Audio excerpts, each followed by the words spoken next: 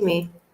Sorry, I am still getting used to the new technology. I was sitting there talking to myself and just realized that I hadn't shared the camera with anyone. My name is Terry, and welcome to today's Maya's Focus Activity Level 10 to 13, Global Language. I am from the United States, from Seattle in particular, all the way in the Pacific Northwest. That's the upper left-hand corner, almost to Canada, if you don't know. What is Seattle famous for other than me? Yeah, just kidding. Nobody knows me. Seattle is famous for Grey's Anatomy, or if you are a fan of music, Seattle is the home to grunge music. Kurt Cobain and Nirvana got started right outside of Seattle, and I was fortunate enough to see them in some great little bars before they hit it big. So welcome, Mari from Maria Giovanna. Mari from Naples, welcome. As you join in, please tell me your name, how you prefer to be referred to or called, and where you're from. So today we're talking about global language, and there has been a lot of debate as to whether there should be a global language, and if so, if it should be English. So today, though, when we're talking about global language, we're going to be talking more about phrases used for agreeing and disagreeing, as well as presenting your opinion and asking for others' opinions. So bear with me 1 second. I should have a co-teacher, and this lesson would be really engaging and fun. So bear with me 1 second while I send a quick text to my co-teacher. I apologize greatly. And so, Maria Giovanna, scusa, sorry. I went to Naples for the first time this year, right after Christmas. Oh my gosh, the pizza is as good as everyone says. It's a little bit different than the pizza here in Florence. That's where I'm living now. So 1 second.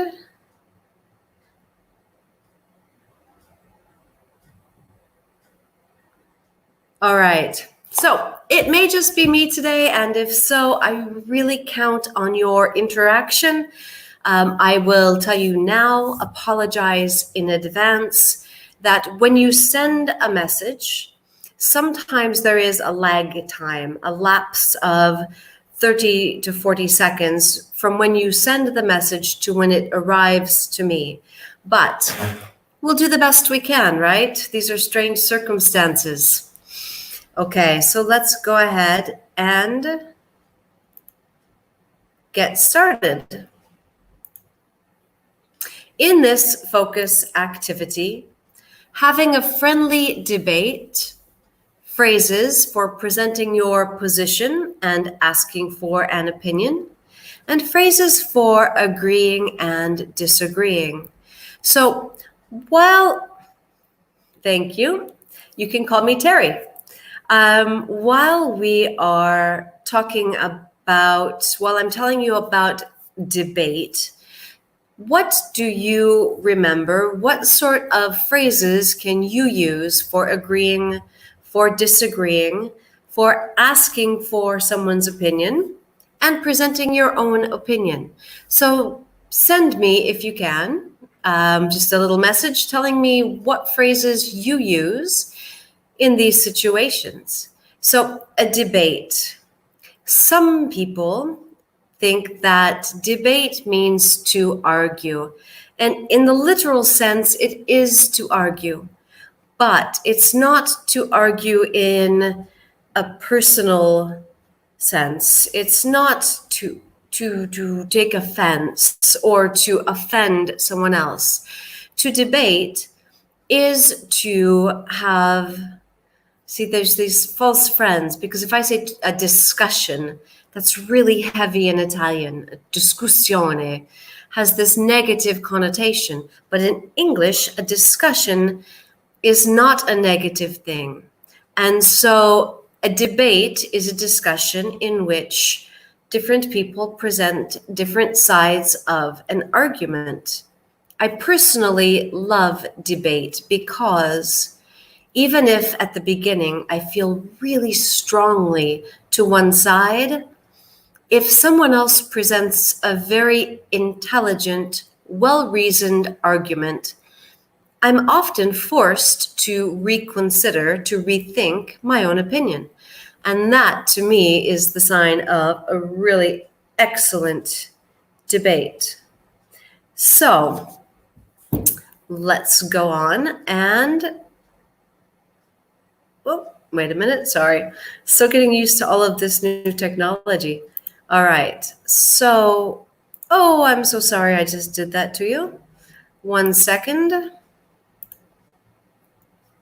And I'm truly getting used to this technology, and I will make a lot of errors, but we'll get better as we go along. So I hope you are all safe and somewhere comfortable out there.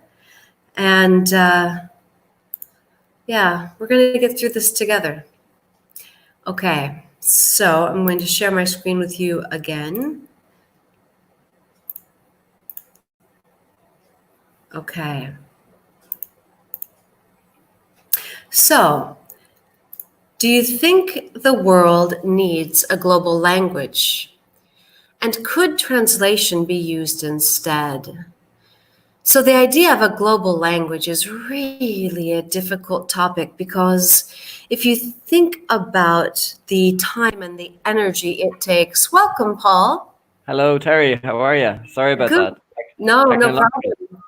So I was just discussing with myself, or actually with Mary from Naples, Okay.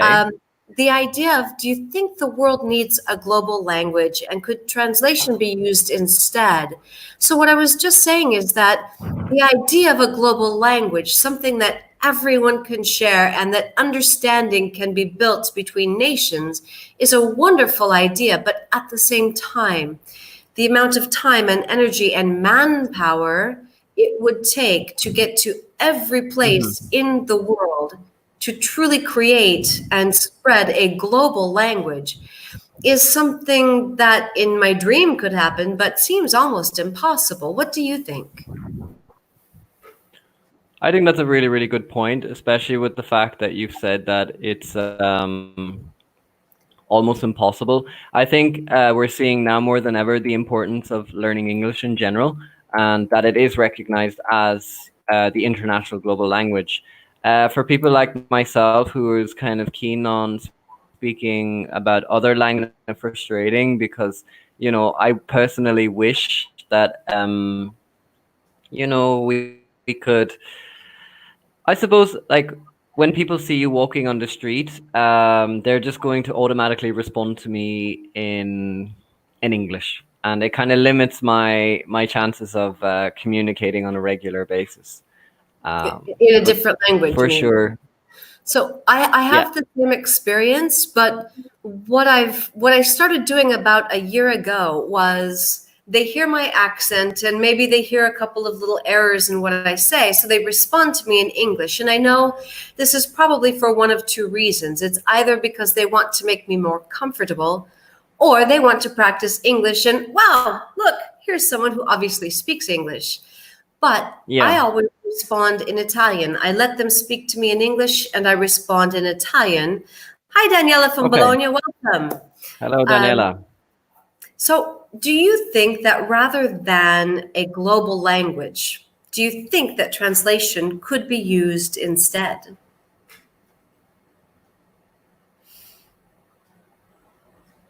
So it looks like Paul has frozen up. So I don't know. while Personally, I just think that you were frozen. Sorry. And he's Yeah, frozen sorry again. for a second. All right, go Yeah, ahead. Sorry. sorry guys. Technology. Yeah, can you repeat your question just so to make sure that I'm answering correctly? Sorry guys about the technology. Just so I can give a clear answer. No, I was just saying that. Can So you we're repeat your talking absolutely talking about a global language. Do you think that translation could be Okay. used instead? So, for example, my friend Umberto has recently bought something that he puts in his ear, and he speaks in his Mm-hmm. language, and the other person has the same in Mm-hmm. their ear. They hear in their language, they speak, and what Umberto hears in his earpiece is what they said translated into Italian. Do you think that translation could be used instead? Yes, I I think translation could be definitely an alternative solution. Another way of communicating. As we've all seen, anything is possible. For example, with sign language as well. It's another way of communicating by using our body language as well. Okay. So do you think though that with translation that creates the opportunity for more misunderstandings? Could be. What do you think? I think absolutely. I Mm. know that when I have, because as language learners, whether an Italian learning English or an English speaker learning Italian, we all know that when we try to translate directly, that we create a lot of confusion. And I can tell you, I won't, but I could tell you 100 arguments that started out of a misunderstanding based on language translation from English to Mhm. Italian or Italian to English between me and my boyfriend. Okay. So for me, translation is less of an option unless you have somebody who is completely fluent in both languages and in translation. I What do you suppose think? if I'm going to refer to like your experience learning Italian, okay? So you tell me now that I remember we spoke before and you said that you have a B2. Is that correct? That's correct. I'm certified by the Italian government as a level B2, and I'm studying for C1. Okay, I'm the same with Spanish. It's called the DELE exam, so I'm certified having a B2 there. And my question for you is, when you're learning Italian, going from A1 to A2 to B1 to B2, in terms of your mind and thinking, were you thinking more in English or were you thinking more in Italian? What was the key for you to actually get to your level? That's a really strange story, Paul. I'm glad you asked. And Hmm. as Paul and I are talking, Mary, Daniela, and we have a third person, but I don't know who it is. So tell us your name and where you're from. As we're talking, tell us about some of the misunderstandings or maybe some of the problems you've had as you've been learning English. Hmm. Um, so for me, from A1 to A2, I was doing exactly what all lower level language learners do, and that was trying desperately to translate from English to Italian. The Yeah, problem with that is that the more advanced we are in our own language, the more advanced our thinking is. I So agree. we create these complex sentences that literally are impossible to translate. Yep. So at the end of level A2, I learned that I had to simplify my thinking, simplify my phrases Hmm. in order to translate. Absolutely. I have another question for you. Do you ever sometimes when people ask you questions because you have regular contact with your boyfriend, and sometimes people are speaking to you and they ask you, it's in those type of moments where you can't remember a word. You remember maybe the Italian and not the English. It happens to me in Spanish. For example, in my flat, it's kind of confusing because I'm living with a girl from Montenegro who's half Italian.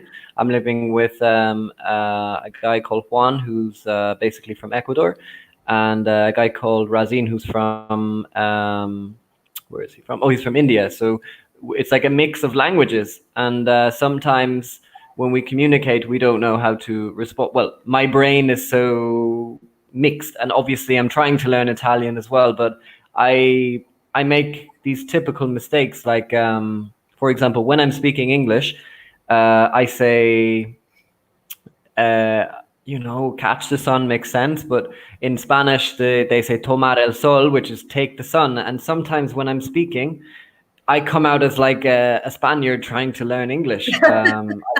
I hope that comes in relevant to what you've been saying. So yeah, Absolutely. It's certainly it's mind blowing, for sure. Well, and I think that some of the mistakes that more advanced language learners, like the levels that we're at right now, C1, some of the mistakes that we make more often. Welcome, Simona from Genova. So Daniela, Simona, Mari, we have another person too. So tell us your name, where you're from. Tell us the errors or the misunderstandings that have happened as a result of translation from Italian to English. So, Paul, what you said is absolutely true. And I think that the mistakes that we tend to make as more advanced language learners are those mistakes of taking the structure of the new language with the words from our native language. And so, for example, I often in English, now I say, I have to make a shower. In English, we say have a shower. So there's some of these that I've begun taking the Italian structure to the English words. And when I speak to my family back in America, they say, but what are you saying? What are you saying? So Daniela just asked, I have a question for you. You say that translating creates misunderstanding. To avoid, so what do you suggest? Simonetta, false friends is a huge part of misunderstanding. So I'm going to tell you a funny story. When I first arrived in Italy, about a year after I arrived in Italy, so I had just enough Italian in my knowledge, in my repertoire, to have a lot of misunderstandings. I have a friend, Anna, and one day she was really upset. And so I don't know if you know many Italians, but when they're upset, they tend to talk a lot faster, kind of like we English do. And so one day I just went and I'm listening to her, and she's telling me about her cognata, sister-in-law. Mi dà fastidio, mi dà fastidio. And she went on and on. So the only word because she was speaking so quickly, the only word I really could grasp onto was fastidiosa, which is very similar in English to fastidious, which in English means precise. So I could not understand why my friend was so upset that her sister-in-law was so precise. It was about 6 months later when I understood that dare fastidio means to annoy me. Yeah. And all of a sudden, this conversation from months before came flooding back, and I had to laugh because I was looking at her like she was crazy. Why are you upset that she's so precise? I'm a very precise person myself. Is this a problem for you? So to avoid misunderstandings, Daniela, the best advice I can give is really investigate the false friends between English and Italian, and don't try to translate directly. Exactly. Okay. So excellent question. So Paul, which language should be used as the global language and why? although I feel strongly against your question, English, of course, because it is the global language. It's the type of language that everybody communicates. I always like to think of this example, like if you're at like a house party, for example, and just say there's people from different nationalities, like German, Italian, Spanish, Brazilian, Portuguese. Just talking from my Erasmus experiences, people often tell me that, well, for example, if you're an Italian and you do an Erasmus abroad in, just say, Spain, for example, or Germany, you're going to improve your English automatically because everybody just speaks. It's the common language. So it's just like the norm, you know? Well, but I have to disagree a little bit. I Okay. mean, it's the international language. It's been professed as the international language, but um, I arrived in Italy almost 6 years ago, granted time back and forth Mm. to America. But I spent 10 days in Berlin, and it was rare that I encountered an English language speaker. Wow, I interesting. spent 4 days in Paris, and unless they were pretending, I only encountered two English language speakers. I went into a clothing store and could Okay. only find one girl who could say, "It costs," and "Can you help?" Wow. So it's professed as the global language, but I'm seeing that it's not everywhere that I would anticipate it being, especially in the tourist centers. Well, one thing I would just say, like if it comes to language learning in general, and it's something that I'm very, very grateful to my Italian friends, is they really are encouraging when they say, come on, practice my language. They are, that's one thing I must compliment Italians for, because when, for example, if I'm comparing from my Spanish friends to my Italian friends, all my Spanish friends will just speak to me in English no matter what. But my Italians are very, very kind. They're like, come on, you need to practice the language, and I think they're very, very generous in terms of allowing people to have the chance. And obviously, while I'm here, it is about time that I improve my Italian as well, because as teachers, I think we have to look at ourselves in the mirror and understand, like, you know, the steps that are necessary to kind of climb level by level. And I've been there. I mean, I know I, how it feels. I completely agree. And I think that also, if we're studying a different language, it reminds us of all of the little traps and pitfalls. Exactly. And I think it makes us understand and relate better to our students. Absolutely. It's a process, it's also an emotional process, because of course we're lucky because English is the global language. So generally speaking, when we arrive to like Italy, they kind of Oh, speak. you just did it, Paul. I'm going to interrupt you. You just did it.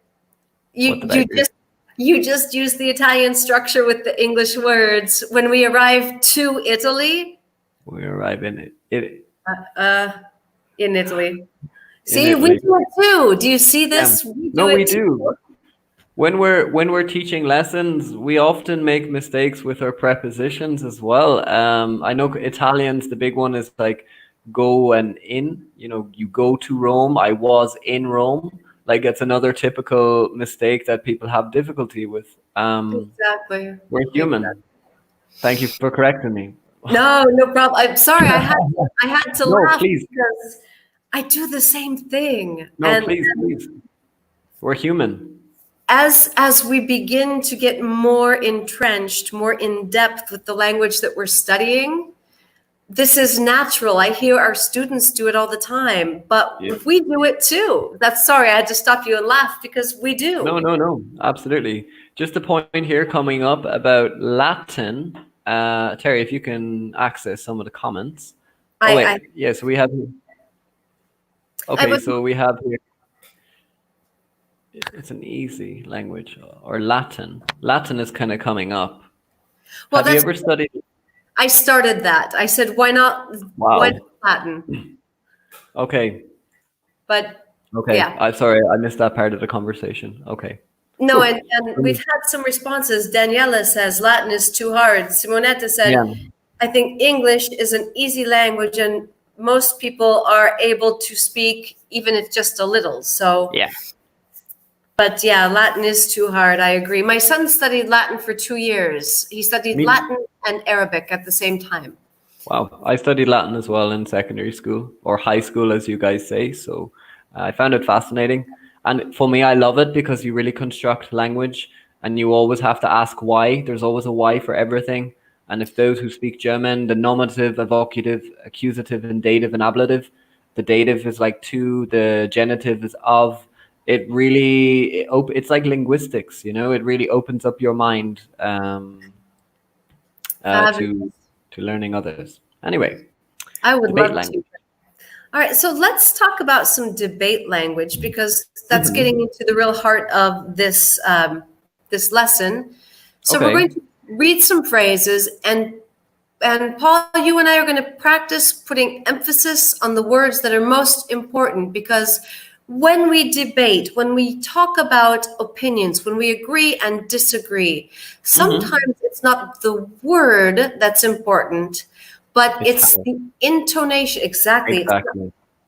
As we say, it's not what you say, it's how you say it.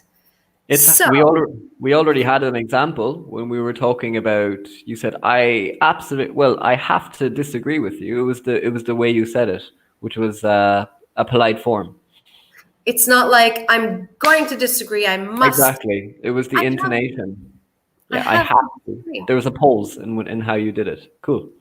So, asking for an opinion. So, Paul, I'll show you some phrases. If you would Yep. please put emphasis on the words that are most important. Okay, so what are your thoughts about? I think thoughts certainly would be one of the important words of that question. What are your thoughts about thoughts? But as I'm listening to you, you're thinking thoughts, but you're putting emphasis on your. Okay, interesting. Huh. Okay, it's like You if you're said, teaching me. no, no, no, no, No, no. no, it's great. It's great. I was only listening. You were talking about thoughts, but as you read the sentence again, you said, "What are your thoughts about?" So Hmm, that little ping on your that was okay. that was interesting. All right. See, you're saying one thing, but I'm hearing another. Interesting. Mhm. Okay. And how do you feel about how? I think how. How do you feel about? Now let's see if adding a subject at the end of these changes your intonation. So let's use the word Trump. Oh, sorry, makes my Yeah. skin crawl.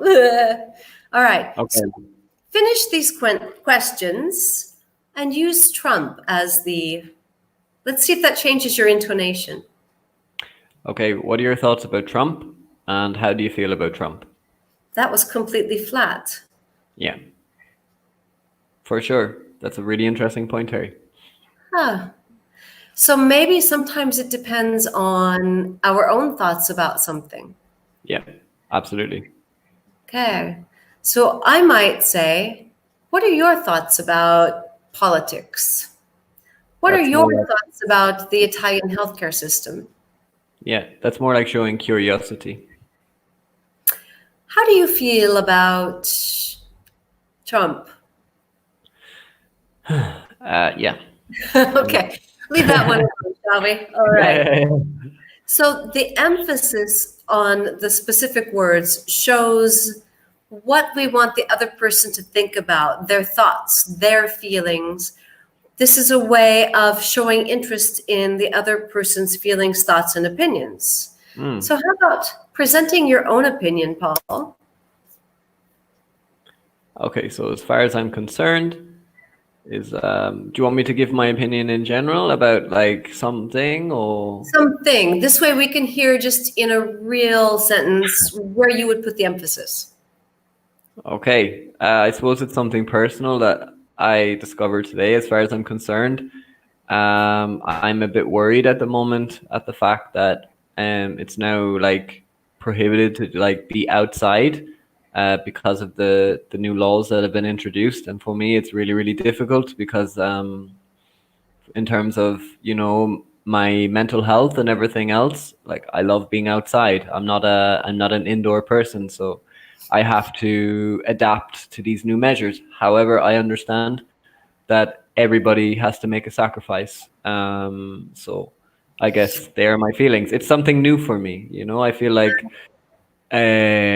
this whole thing, like this fear of like, even going out of your door and going for a walk just for like 10 minutes to go to the supermarket. It's like I've never experienced anything like this before. So, No, it's really strange. I haven't either. But you know what? It's a preventative measure to mm, help keep us safe. So as far as I'm concerned, it was a little bit late in coming because they should have put these measures in effect a, a week, maybe even two before they did. And maybe at this point, as spring is really arriving, we would be at a better point. I So suppose.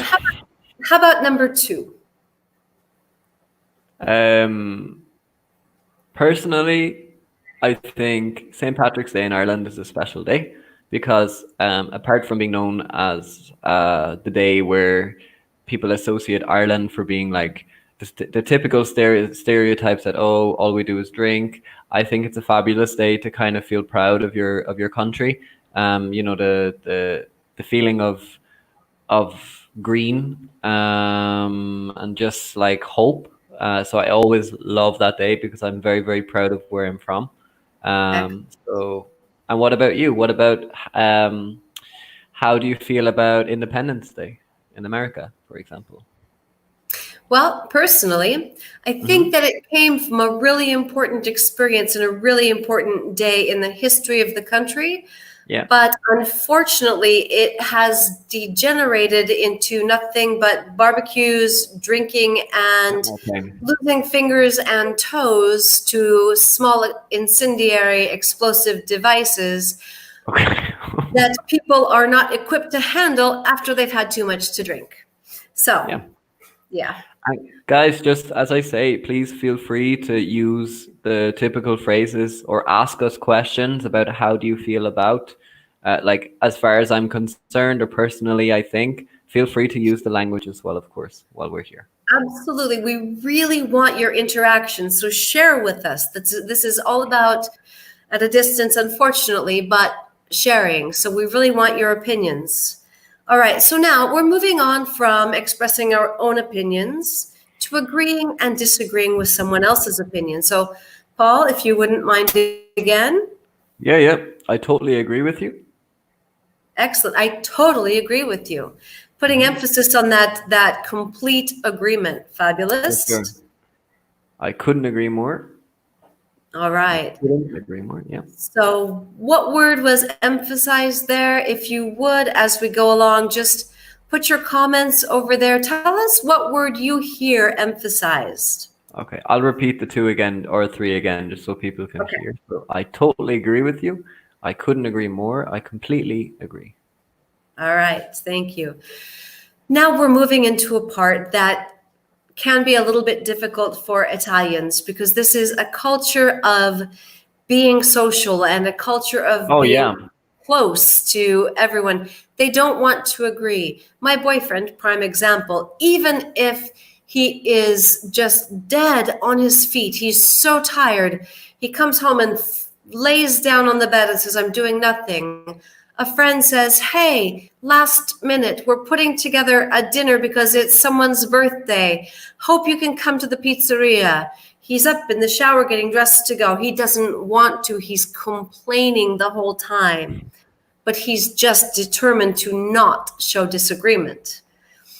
In, in English, it's really okay. It's completely acceptable. It's expected to disagree, but Yeah. it's how you do it. And also, Okay. disagreement is not something personal. So, usually, if we disagree, we try to temper it, to tone it down, in how we state our disagreement. So, Paul, if you would. I'm sorry, I can't agree with. I'm afraid that isn't right. And I'm not so sure about that. So, Paul, I personally love being stuck inside all day, every day. What do you think? I'm not so sure about that.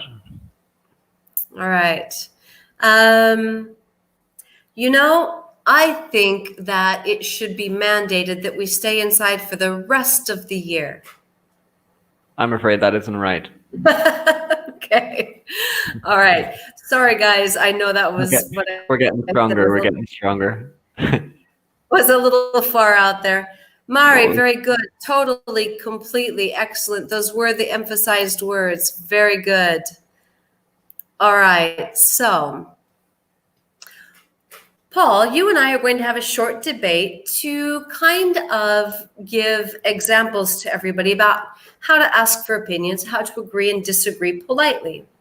Okay. So I'll take the first one if you'll start with the second one after. But so is having a global language a threat to individual culture? I think that absolutely having a global language is a threat to individual cultures because cultures are one of the defining parts of a culture is its language, because a language determines how you think, and how you think determines how you act.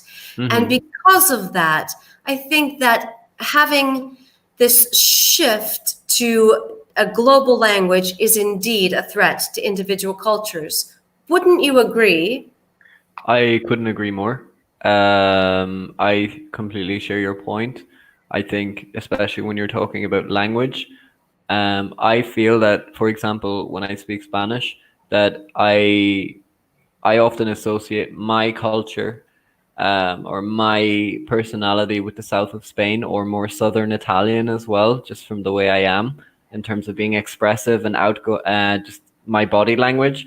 And I really pride myself when I speak. It's a type of Spanish it's like, we call it Andaluz, which is like Andalus, which is like they have their own unique way of speaking. And I'm really proud of the fact that in my previous job last year, I was working in the countryside in Seville, and I just loved the culture. I love the language. I love the way people interacted. It was similar to my experiences in Brazil as well. I learned Portuguese to quite a good level, but unfortunately I haven't maintained. And I love the way the guys communicate. They kind of instead of saying você falas, they use the você structure, which is like the you structure, tu. Excellent. And Daniela has also made a point here. And let's see if you agree, Terry. Probably what you say is correct for 1 or 2 generations, but after that we start to be more and more similar. Interesting. Daniela, I see your point, but I would have to disagree. I see your point in that we can see Italy is a prime example of this. We can see the influence of different nations that have come to conquer. For example, in Sicilia, we see some influence of the Moors. In the north of Italy, we see some influence of Germanic tribes. We see influence of Huns. But at the same time, the strength of Italy, these tiny little towns, have always maintained to this day their own dialects, their own traditions. They have a culture that they adhere to, even if they don't speak it at school. In homes, the dialects are still spoken. And so in that way, they maintain their dissimilarity. So while in outward senses they may be, and this is after more than two generations, we're talking four and five in some cases. Can I share a point as well when you're ready? Sorry. Please do. Everything that you're saying is completely relevant. For example, when we're talking about language affecting a culture, I completely forgot to say that I don't speak Irish, and I should. I've spoken fluently in secondary school or high school, as you guys say, but now I don't communicate it, and it's kind of a shame that I have that. Maybe we could speak better at Italian or Spanish, but not at my own native language. And I think English has certainly in Ireland affected our culture because language, we were fluent before, but now not so much. So. Okay, good point. So Maria also made a comment. In my opinion, English is an intercultural language. Now, this is an interesting point because we're moving away from the idea of cultural, intracultural, the culture within that society, to intercultural, how these different cultures mingle together. And that is a really important point, Maria. So I agree. but this intercultural idea also has an effect on how a person thinks, because you learn a language in a certain structure, the structure of the language, the grammar of the language, the idioms of the language. And when you incorporate a new language, new idioms, new structures, it starts to reprogram parts of your brain how you think. And for better or worse, I'm not saying it's good or bad, but this brings us to the point, Maria, of question number 2. If English is the global language, which standard should we use? Because we have British English and we have American English. We also have Australian English, but they're an offshoot of British English. So let's boil it down to British English and American English. So for example, British English, the last letter of the alphabet, Zeta. In American English, Z. The use of present perfect. For me, I am still getting used to the idea of using present perfect for something that has just happened, because in my mind, it happened. If it's finished, if it's closed, if the time is finished, I would have to use past simple. But in British English, sometimes it's present perfect. Yeah. So if English is the global language, which standard should we use? Because this will require a lot of retraining, not just of foreign language speakers, but of already English speakers. That's a good point. Think? Oof, so much to take in. I always get confused as well with, even when you're referring to what springs to mind is, when you use the word just is like the typical, like, just. When do we use just? I'm just going out. I just said it.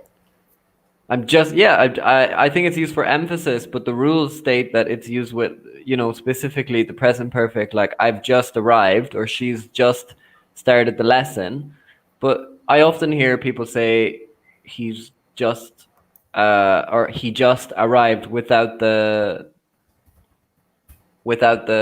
auxiliary verb s, and he just arrived.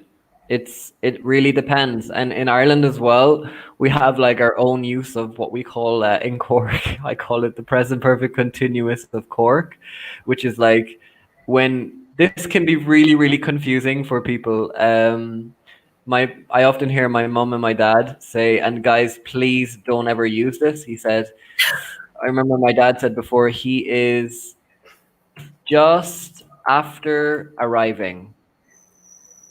He is just, so we use the verb to be. He is just after arriving. That is what you call the present perfect continuous of Cork. What does because that mean? It was probably a noise on my computer. Excuse me, Terry. So he No, is just after arriving. what does that Like mean? it means he has just arrived. It's another thing as well, you know. But People what? not only have Why after?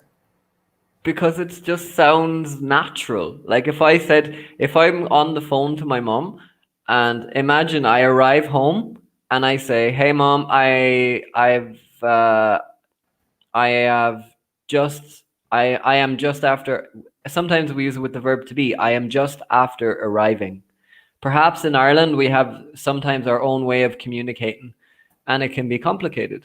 As I said, if people watch soap operas as well, or if they listen to music, the way people use language, people get confused. I mean, McDonald's, I'm loving it. Also, with stative and non-stative verbs can be very, very confusing for other speakers. When I was learning Portuguese, for example, they use liking. Você está gostando Brasil? Você está blah blah blah. You know, você está melhorando.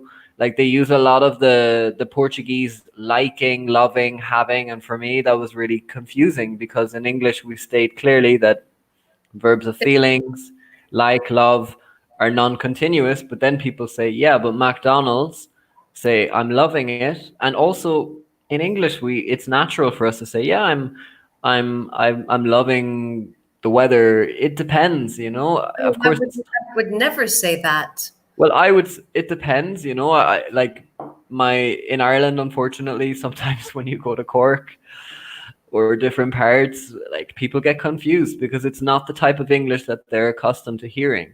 For one thing, I just want to make a solid point as well, and maybe Terry, you can agree to disagree. It's one thing being, you know, given the C1 of a country, but it's another actually moving and getting used to how people speak. Because Oh, in Ireland we say you, like you plural, we say ye, and our pronunciation, I think in England, for example, if I'm thinking of the word water, they say water. All right, you're going to get a bottle of water. Or maybe but in now America, But now we're water. talking about accents. And if you go from my home state of Washington, for example, to the deep south of Mississippi, Tennessee, or New Orleans, in New Orleans, they sound like they're speaking with a mouth full of rocks. And Mm, it's really difficult to understand. If you go to New Jersey, so the word wash, lavare, yeah, I wash my clothes. If you go to New York, New Jersey, it's wash. yeah. They wash the car. That sounds Irish as well. He washed the car. He washed the car yesterday. He washed It it. He sounds washed Irish. it. Or So, Seamus would so, say as well. He's washed the car. so there's a lot of accents. There's a lot of different. There is literally different vocabulary in the U.S. from East Coast to West Coast. America being really huge land-wise, Mm, there are differences. So in America, throughout America, you have city streets. And on the side of the streets, the land is indented so that rainwater can run off into the mm. sides and not cover the road. Not in cities, but in rural areas. What do you call those in British English or Irish? The So here's the road. Let me get Yeah, back the to crossroad, right? No, The zebra cross. here's the road. The cars go here. And then here there's dirt, but instead of being level with the road, it's dug out like this so the rainwater goes down away from the road. Oof, can't think of it, So, mate. so on the west coast, it's called a ditch. A ditch. I think we call it the same. Now, on the east coast, it's called a borrow pit. Mm-hmm. It's a borrow pit, a pit being a hole in the ground, and borrow because they borrowed the land to build up where they put the street so that it's higher so the water runs away from it. You're teaching me some new vocabulary here, mate. Wow. We have, so from East Coast to West Coast of America, we have different vocabulary. We have different ways of speaking. Mm, We have different uses of grammar, just like between British English and American English. absolutely. So I'm going to go back to question number 2, and I'm going to change my vote. If English is the global language, I think that the British English should be the standard. Not only was it the original, but the Americans have just made a mess of it. What do you think, Paul? I completely disagree with you. I think people have their own unique way of learning, and many people love the way, for example, different countries speak English. Everybody has, for example, some of our students have a love for American English, some of our students have a love for British English, and some of our students have a love for the way maybe Scottish or Welsh or Australian, South African. It depends. And as I said, in my English school, we've got such a variety of teachers. It's We teach our culture. Like in Ireland, instead of saying 3, we say 3. Or when everything is fine, we just say everything is grand. You've probably heard me say I that love a million times that's more. the best Everything spread. is grand. All right. So So sorry, we went a minute over, but Paul doesn't and matter. I will be back at the top of the hour at 5 o'clock talking about goals. So present perfect continuous, and phrasal verbs with plan. If you are able and you want to tune back in 10 minutes, well, 9 minutes now, because we went a little over, Paul and I will be back to share some more time with you. Thank you For very now, much. for now, we have to sign off, so stay safe. Thanks, Terry. Thank you so much. Thanks, Paul. Bye-bye.